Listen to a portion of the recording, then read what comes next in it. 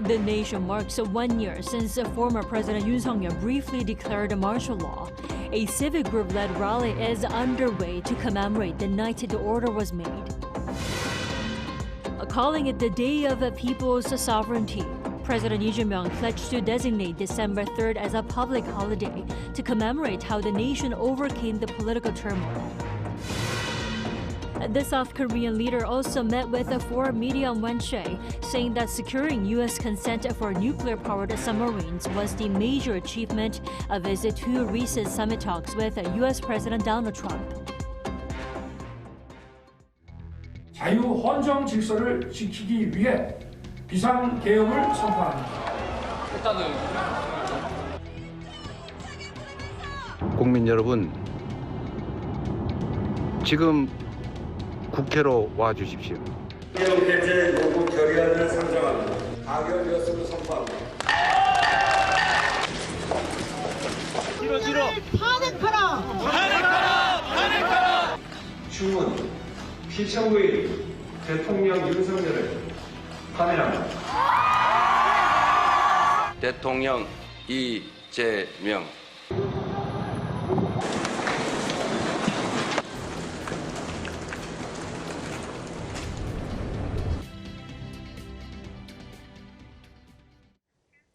It's been 1 year since South Korea turned into a political chaos following former President Yoon Suk-yeol's declaration of martial law.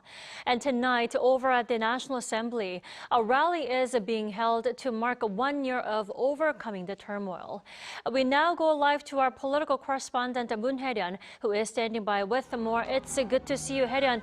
Now, what's happening there tonight at the National Assembly?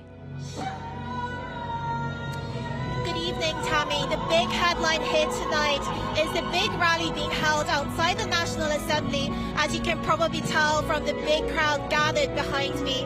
Now, the atmosphere here is full of energy, with people gathered here to reflect on the events of a year ago. People began to gather outside the National Assembly for hours, well before the official 7 p.m. start time. Colorful banners, waving flags and light sticks are lighting up the streets tonight.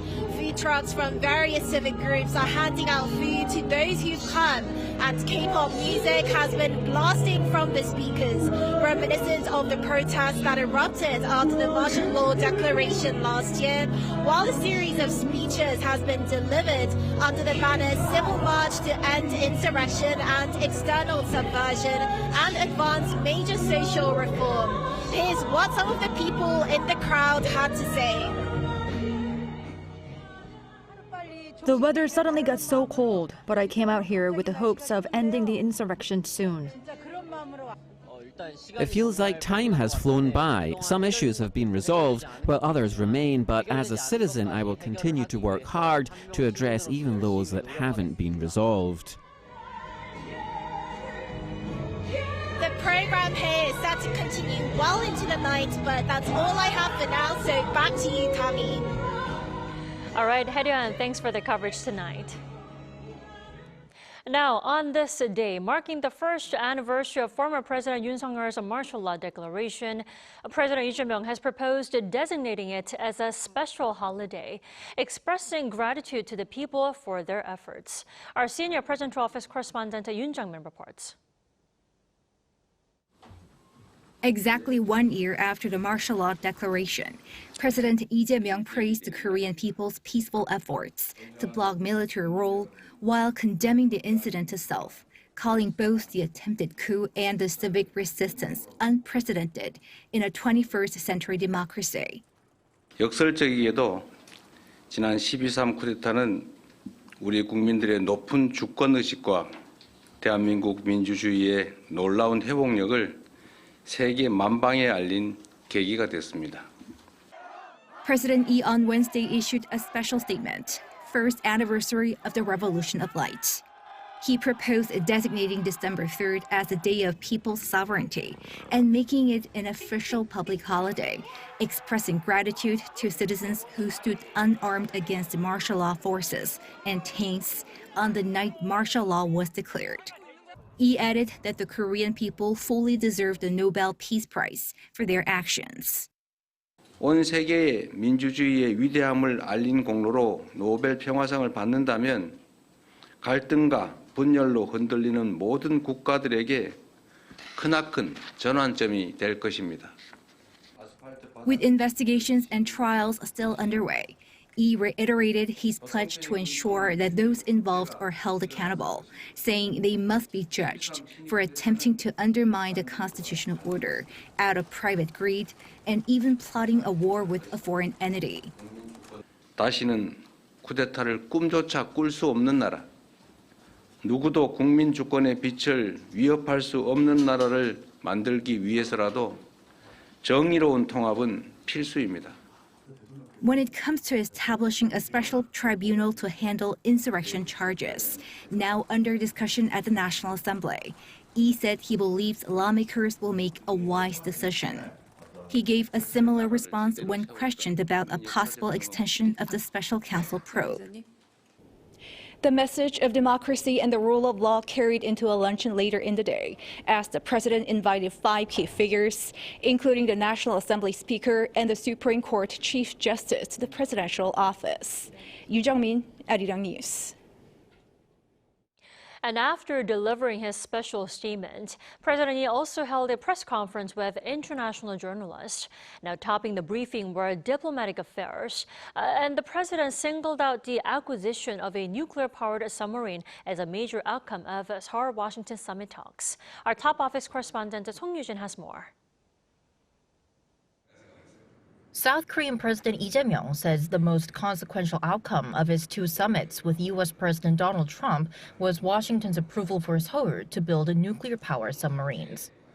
동북아시아의 전략적 중요성, 우리 입장에서도 가질 수 있는 전략적 유연성, 자율성 이런 측면에서 보면 매우 유용한 결과였다고 생각됩니다.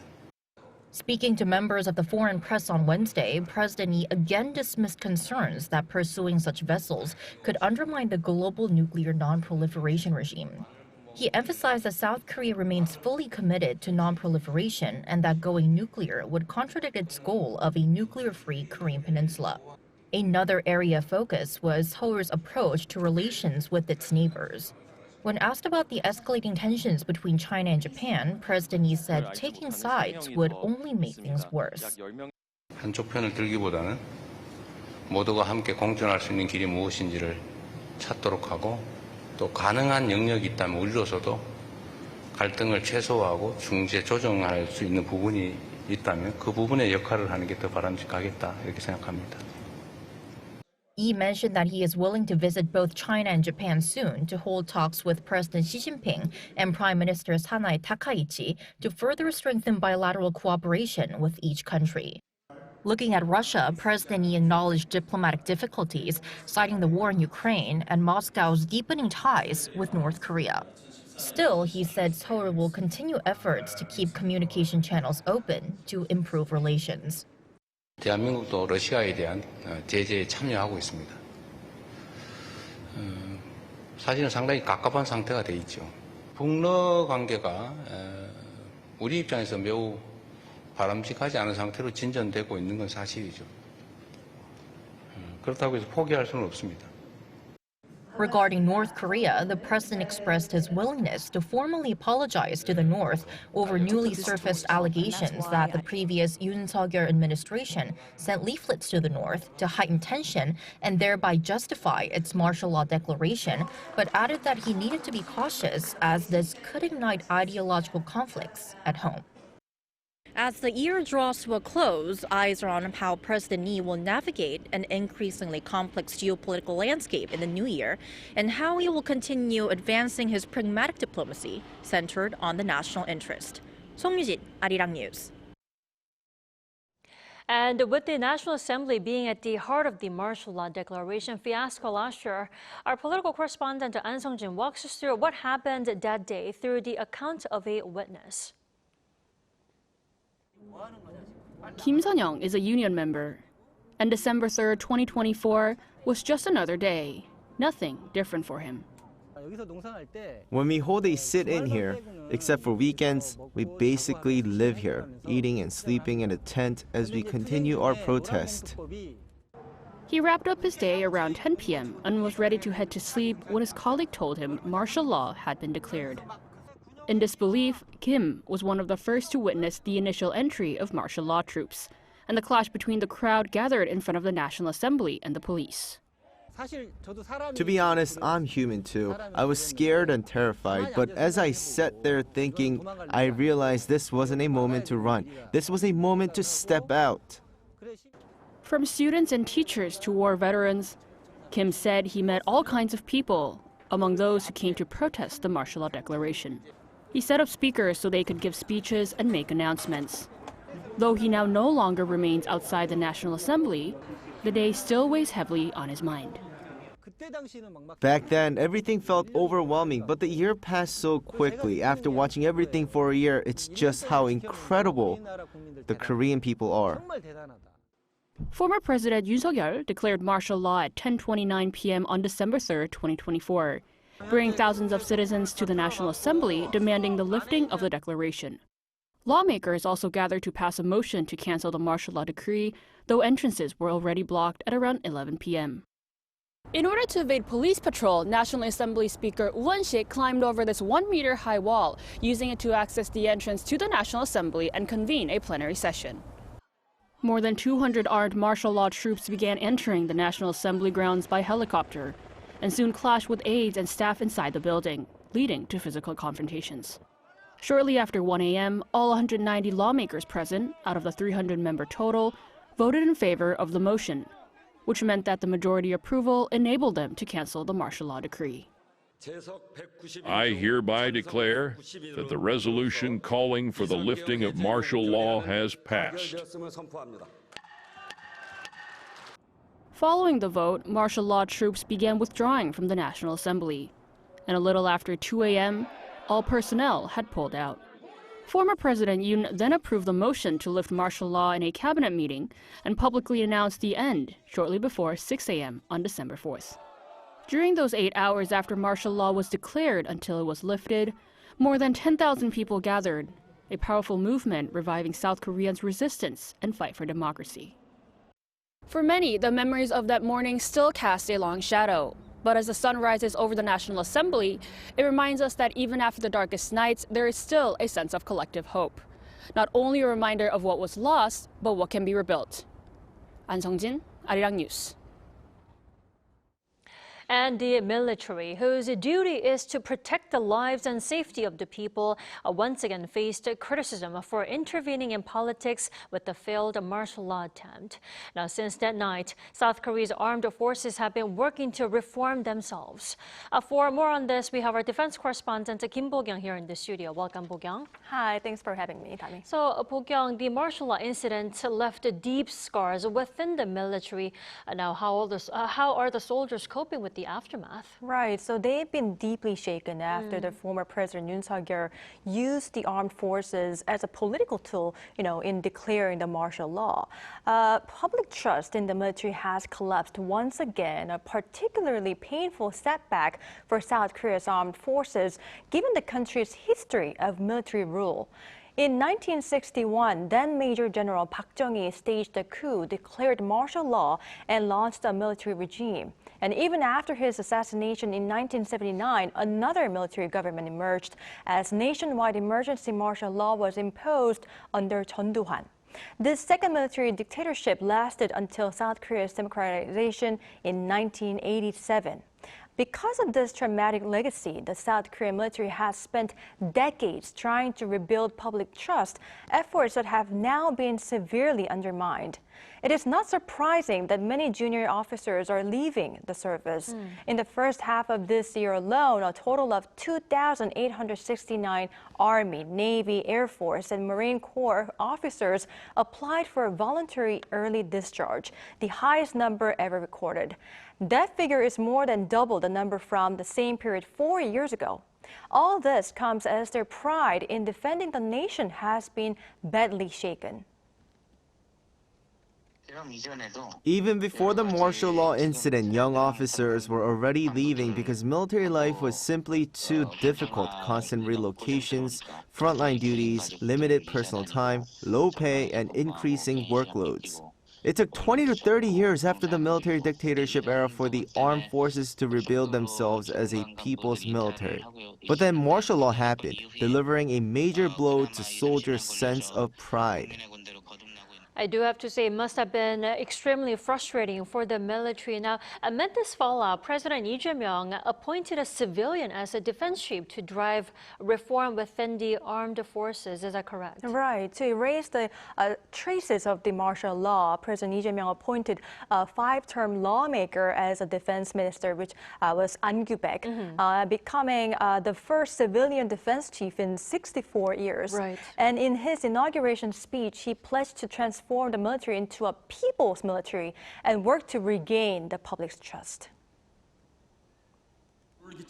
Starting today, our defense ministry and armed forces will break away from the past, when they were used as tools of martial law, and be reborn as a military of the people, devoted solely to protecting the nation and its citizens. The new defense minister then carried out a major personnel shakeup in September, replacing all 7 star general posts. And 2 months later, another large-scale reshuffle of general-grade officers was announced, with 20 of 31 major generals promoted to lieutenant general. The expert says it is necessary to punish those directly involved in the martial law declaration, but also stresses the need to ensure stability and fairness in personnel appointments. Everyone agrees that the small number of people clearly involved in the martial law attempt should be punished. But if the military suddenly changes the balance of people from certain backgrounds or rushes to put people into roles they're not suited for, it becomes very hard for others to accept those decisions.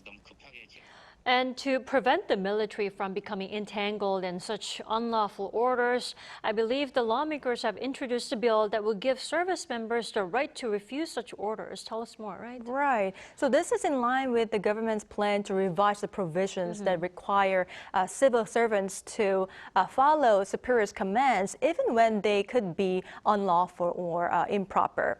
The Defense Ministry, as you mentioned, has backed revisions to the Basic Act of the Service of Military Personnel, seeking to enshrine service members' right to reject unlawful or improper commands. In fact, several officers have already been promoted for refusing to carry out orders on December 3rd. Given that strict obedience to superiors is central to military culture, the legal revision and these promotions have raised concerns both inside and outside the armed forces. Some experts argue that if a disobedience clause is to be introduced, there should at least be a clear distinction between wartime and peacetime, meaning this issue is likely to remain a topic of debate. That's a very good point. A lot of careful thought will be needed going forward. Pokyung, thanks for coming in tonight. Thank you. Now, in the months following the night of martial law, Korea's diplomatic capacity was restrained due to the uncertainty over Yoon's impeachment. However, the past year has shown Korea's democratic and diplomatic resilience, according to one international observer. Our Oh Soo-young tells us more.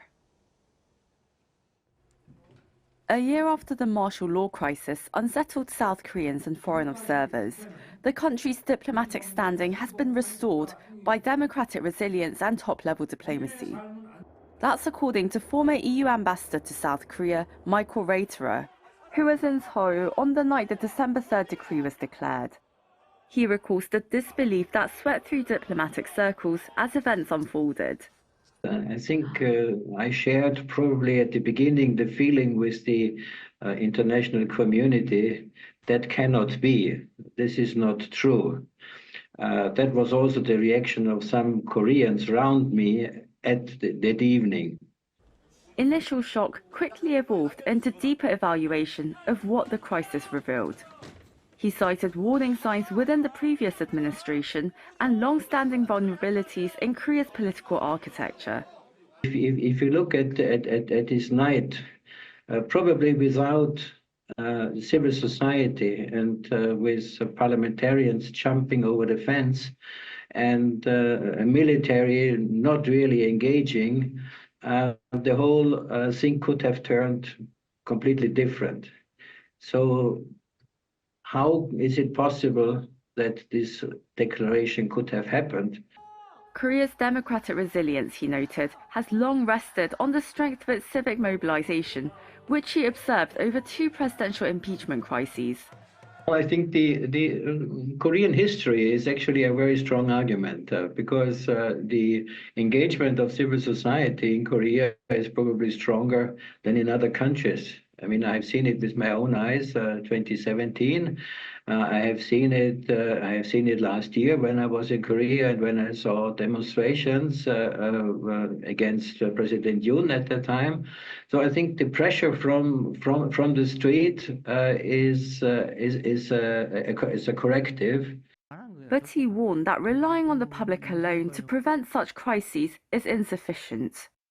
Reiter pointed to renewed discussions on constitutional reform to prevent a deadlock between the president and the executive. And I think the lesson to be learned is that there should be something done about the presidential term, and perhaps also to make sure that the parliament and the president somehow are elected in parallel. Because one of the reasons for this coup efforts were the frustration that the president was blocked by the parliament. Still, he noted that the world now sees Korea as having passed a significant stress test. At a time when Seoul is seeking a greater role in global affairs, from supply chain resilience to outreach to the global south, its swift return to high-level diplomacy after the crisis helped restore confidence abroad. The international community, I think, has accepted now that Korea is back and back on track. We have seen that President Lee could host the APEC summit. He traveled to the United States. He stopped over in Tokyo. I think there is now a sound basis. And you also have a foreign minister now, Cho Yoon, who has a long experience as a diplomat, and I think he can certainly make sure that the ship remains on course, even if there are some waves on the ocean. With Korea seeking greater influence from G7 level engagement to semiconductor supply chain leadership, Reiter stresses that foreign policy cannot be separated from internal cohesion. The country has to unite and stay together because there are big challenges to meet. And if foreign policy starts at home, then you have to be consolidated at home. And I think, therefore, Korea would have an interest to have a more cooperative domestic environment in order to be stronger internationally. 1 year on, Korea's partners believe the country's democratic foundations remain intact, but its foreign policy role will grow only as steadily as the institutions that support it. Oh Soo-young, Arirang News.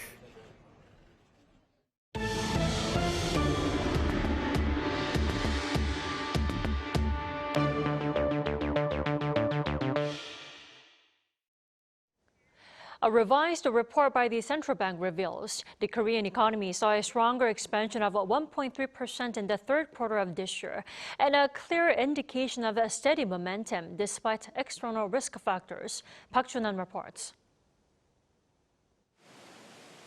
According to the Bank of Korea on Wednesday, South Korea recorded its strongest quarter-on-quarter GDP growth in 3 years and 9 months in the third quarter, expanding by 1.3%. This is the highest quarterly growth since the fourth quarter of 2021, when the country's GDP rose by 1.6%. The figure was revised up from the previous estimate of 1.2%, thanks to stronger than expected domestic demand and net exports. The contribution of domestic demand to growth expanded significantly in the third quarter. Private consumption also made a much larger positive contribution, while government consumption remained at the same level as the previous quarter. South Korea's growth rate came in at 1.2% in the first quarter of 2024, but fell sharply, contracting 0.2% for the second quarter. It then inched up to 0.1% in both the third and fourth quarters, before slipping back to minus 0.2% in the first quarter of 2025. The country's economy rebounded to 0.7% in the second quarter and continued its strong upward momentum into the third quarter.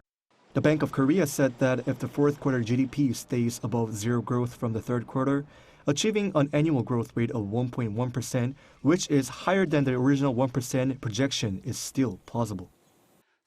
If fourth quarter growth comes in between minus 0.4% and minus 0.1%, the economy can still achieve 1% annual growth. And if growth stays at zero or above, an annual rate of 1.1% is also mathematically possible. Despite the strong GDP growth, the income that actually flows into Korean households and businesses didn't rise as much. Real gross national income rose 0.8%, but nominal gross national income slipped 0.3%, as Korea earned less for its exports while paying for more imports, reducing the purchasing power of each export dollar. 박준환, Arirang News. South Korea has approved its first defense budget under the Lee Jae-myung administration, featuring the sharpest increase in 5 years as Seoul moves to bolster its self-defense capabilities. And the Ministry of National Defense on Wednesday announced an approved budget of 65.8 trillion won, or roughly $44.8 billion US dollars. This marks the largest increase since 2019.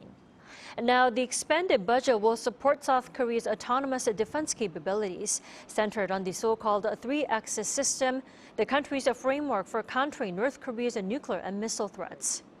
Funding for these programs will rise from about 5 billion to roughly 6 billion US dollars.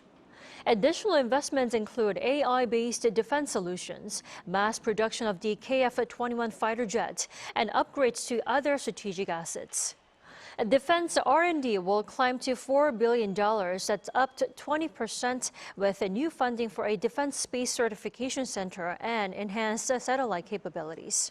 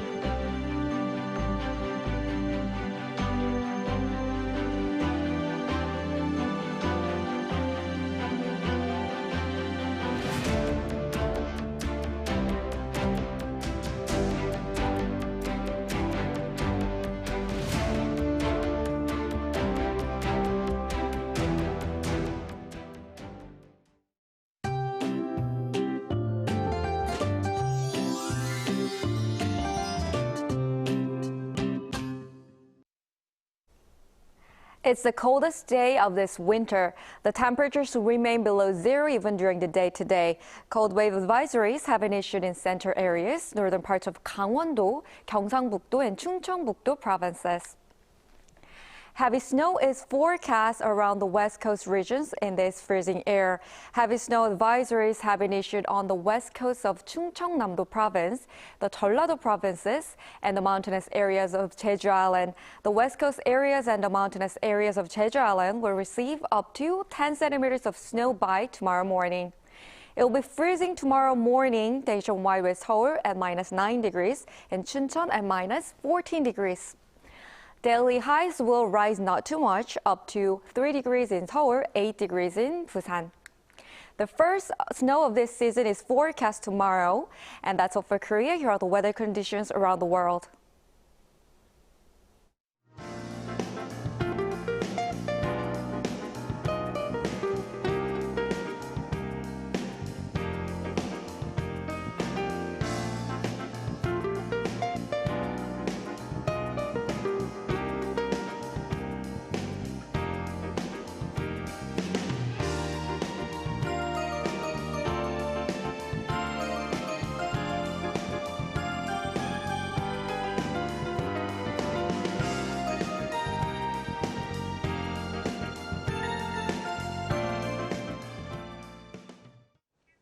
That is all we have for tonight. I'm Kim Dami. From all of us here at Arirang, thanks for watching and good night.